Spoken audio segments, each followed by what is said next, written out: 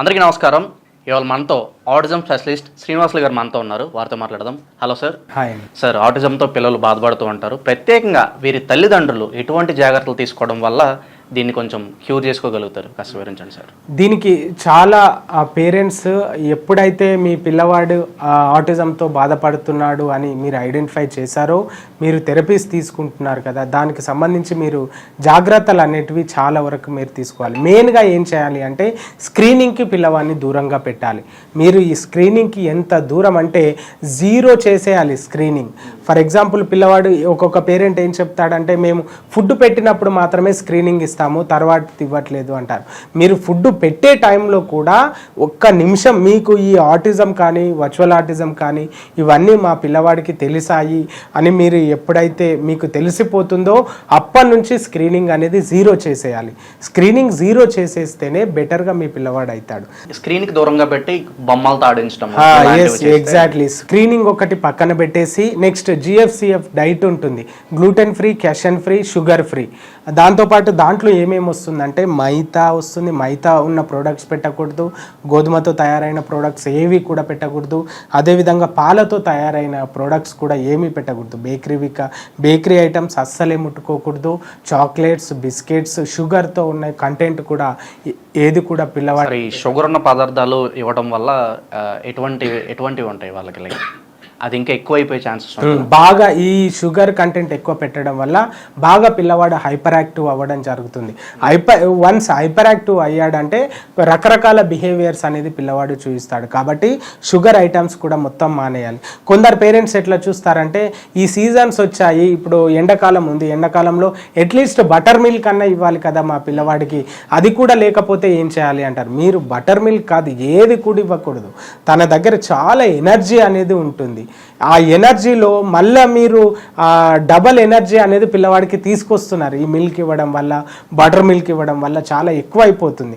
ఆ విధంగా ఇవ్వడం వల్ల ప్రాబ్లం అనేది ఎక్కువ మీరు ఫేస్ చేయగలుగుతారే తప్ప ఆ ప్రాబ్లం నుంచి రెడ్యూస్ అనేది చేయడానికి ఛాన్స్ ఉండదు. దాంతోపాటు రెగ్యులర్గా మీరు ఒక టైం అనేది పెట్టుకోవాలి. ఏ విధంగా ప్రతి పేరెంట్ ఏ విధంగా టైం పెట్టుకోవాలి? ఈవినింగ్ అయ్యిందంటే డెఫినెట్గా కంపల్సరీ పార్క్కి వెళ్ళాలి. తన ఏజ్ గ్రూప్ పిల్లలతోటి మింగిల్ చేసేయాలి. తర్వాత ఫంక్షన్స్ ఎక్కడున్న ఫంక్షన్స్కి తీసుకెళ్ళాలి. రెగ్యులర్గా వాకింగ్కి ఆ విధంగా తీసుకెళ్ళాలి. అదేవిధంగా టెంపుల్స్ కానీ ఎవరైతే రిలీజియన్స్ ఏవైతున్నాయో వాళ్ళ రిలీజియన్స్ పట్టుకొని వెళ్ళాలి. అంటే మసీదులకు కానీ, చర్చిలకు కానీ, టెంపుల్స్ కానీ మీ రిలీజియన్ ఏదైతుందో వాటికి కంపల్సరీ తీసుకెళ్ళాలి. మొబైల్ తగ్గించి కొంచెం జనాలతో ఇంటరాక్ట్ ఎస్ ఎగ్జాక్ట్లీ. జనాల్లో ఎంత మీరు పిల్లవాడిని ఇంటరాక్ట్ చేస్తేనే అంత ఎక్కువగా మీకు పిల్లవాడిలో డెవలప్మెంట్ అనేది కనిపిస్తుంది. మీరు ఎప్పుడు ఇంట్లో బంధించినట్టు ఇంట్లో పెట్టి ఏదో ఒక టైంలో మీరు ఫంక్షన్స్కి తీసుకెళ్తే అక్కడ ఆబ్వియస్లీ పిల్లవాడు ఏదో ఒక బిహేవియర్ చూపిస్తాడు.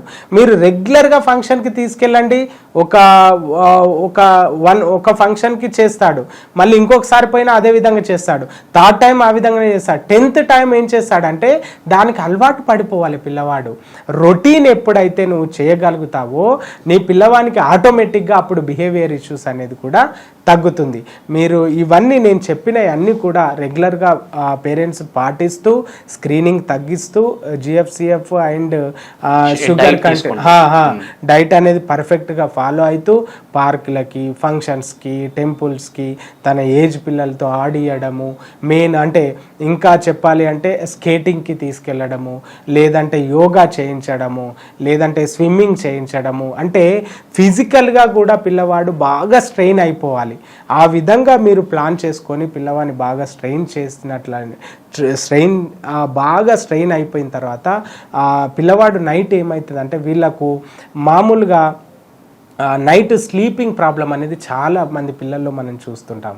అంటే ఏదో 12కి అర్ధరాత్రి 12కి 1 గంటకు పడుకుంటాడు, మళ్ళీ మార్నింగ్ 6-7 గంటలకు లేస్తాడు. అంటే అటు పేరెంట్స్కి నిద్ర ఉండదు, తర్వాత ఆ పిల్లవాడు సఫర్ అవ్వాల్సిందే. ఇవన్నీ కాదంటే రెగ్యులర్గా నేను ఇప్పుడు చేసిన అన్నీ కూడా రెగ్యులర్గా మీరు పార్కులకు తీసుకెళ్ళడం, ఏదో ఒక ఫిజికల్ యాక్టివిటీలో ఎంగేజ్ చేయడం, ఇవన్నీ చేసినట్లయితే పిల్లవాడిని డెవలప్ చేయొచ్చు, మీరు కూడా రిలాక్స్గా ఉండొచ్చు.